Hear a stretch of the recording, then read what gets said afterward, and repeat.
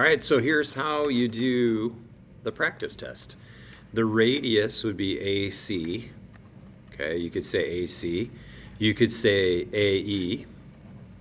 You don't have to say both. All right, so this is an or. You could do this one or that one, or you could even have the letters go the other way. CA, EA, of course, right? But definitely put the little segment bars over the top. The diameter is EC, right? Just to make it clear, you could go CE. I hope I'm making that clear. It doesn't matter which order you put the letters in. Are there any other diameters in this thing? No. The diameter has to go right through the center of the circle. Chords. Well, the easiest chord to name would be BC. Okay, now you might be saying, well, why is he saying that's the easiest one? Well, there's another one right here, but there's no endpoint that's listed, so you'd have to put the point on there and put a letter on there. You could also say EC. EC is a chord. I don't think there's anything wrong with naming a diameter chord. That could be against their definition, but a chord goes from being on one part of the circle and its other endpoints on the on the circle as well. So endpoint. But just to be safe, I wouldn't name the diameter again. Name some other chord. The tangent is a line that goes and touches the circle in one spot. So DC would probably be the best tangent. You can name that as a chord. You can name it as a line. I'm going to put it as a line, so put 2 arrows over it. A secant is something that starts on the outside of the circle and punches through the circle. So I'd say DA is a secant. All right, so DA. All right. Boy, I hope I'm making that clear. Number 2. What is the measure of arc BC? Okay, so BC is right here. If this is 60, this angle here is 20 degrees. That's the central angle. Central angle equals the arc, so 20 degrees. On number 3, you got to draw in a radius that goes from the center to the end point of the chord. I know you already have a radius right here, right? So it tells us AB is 6 long. So I'm going to put a 6 right there on the radius. And then we know we have a right triangle, and it tells us AC is 4 long. So on the test, it is no text. So they might, I should say I, might set it like just say setup. Okay, so what's the setup look like?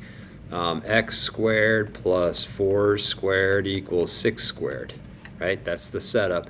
Now to solve it, because this one does say what's the distance from C to Y, and this X is going to be the same as this X down here. So I know when I was walking around helping people, a lot of people drew a Y in, which makes maybe more sense than where I drew AW, but we're still going to get the same answer because this is equal to this right here. So we get x squared plus 16 equals 36, and then you subtract 16 from both sides, and you get x squared equals 20, and then you take the square root of both sides, and you get the square root of 20. Now, the best answer to put in here, because the square root of 20 you can simplify as the square root of 4 times the square root of 5, and the square root of 4 is 2, and we don't know what the square root of 5 is, in our head. It's something we'd have to stick into Desmos if we want an approximation. This is the way I'd leave my answer. That's the best answer. But if you put this answer down right here, it's going to get most of the points. You'll probably get like a 5 out of 6. If you can simplify your square root, you're going to get a 6 out of 6. All right, so that might be a little shocking. Maybe a lot of people didn't simplify the square root of 20.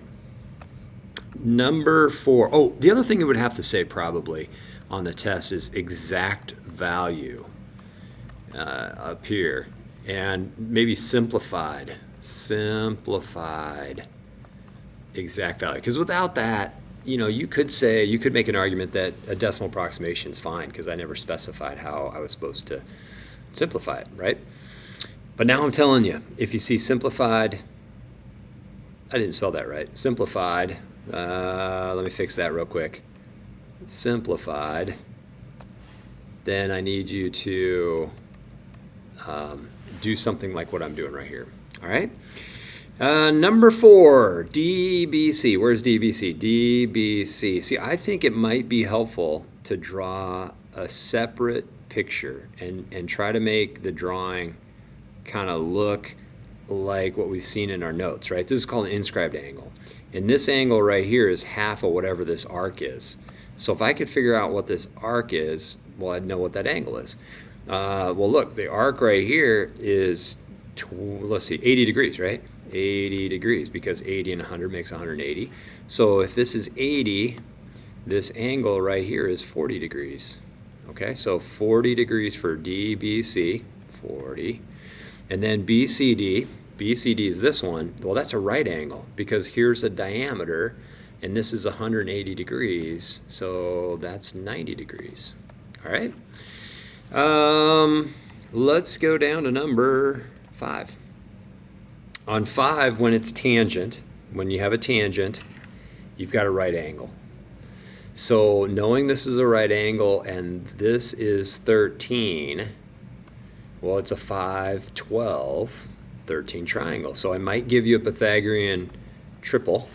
If I don't give you a Pythagorean triple, then you'd have to do Pythagorean theorem here, right? So you'd have to say this is x, and you'd go 5 squared plus x squared equals 13 squared, and solve that. You're going to get 12, okay? If it's a Pythagorean triple, it's going to be a whole number, and it's probably going to be on the side wall over there on one of the posters.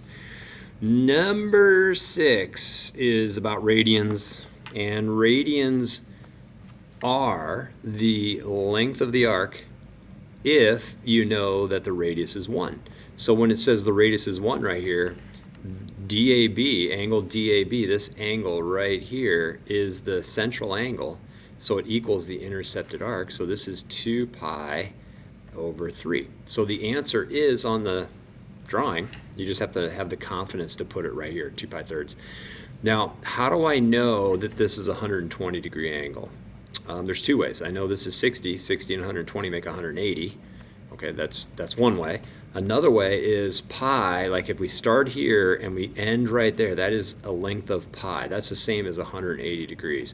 So whenever you see pi, you could replace it with 180 degrees, and 2 times 180 is 360, divided by 3 is 120 degrees. So you could follow that little formula right there if you want.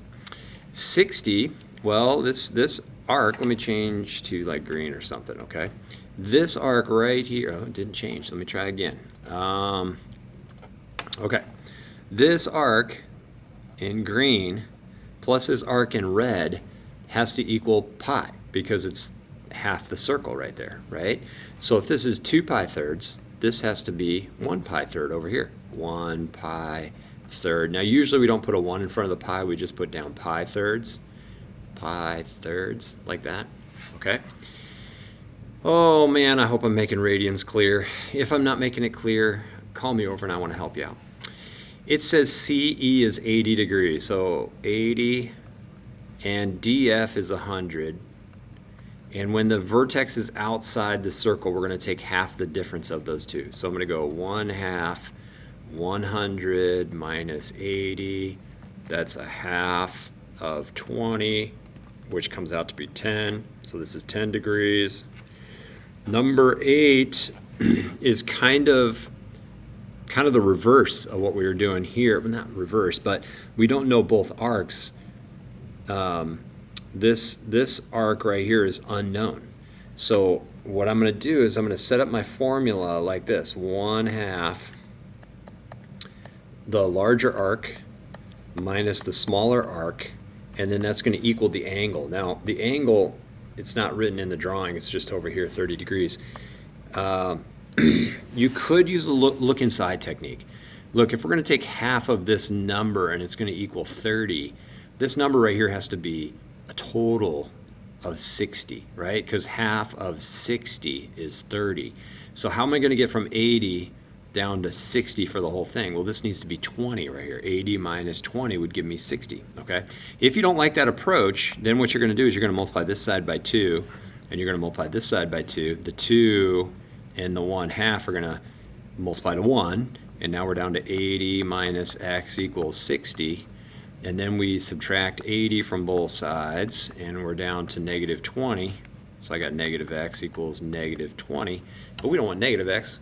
We want positive x. So I multiply both sides by negative 1, and I get 20. Okay? All right, did you notice like right here, 80 minus x, we were saying it has to be 60 because half of 60 is 30. Well, notice where we got 80 minus x equals 60. You could stop right there and say 80 minus what is 60, right? And just do a look inside right here and say the answer's got to be 20. Number 9, arc BD, okay? Vertex is inside the circle. That means we've got half the sum of the arcs. So that means I get half of x plus 70, and that's going to be equal to the angle. The angle's right there, 40 degrees. So I'm going to set it equal to 40.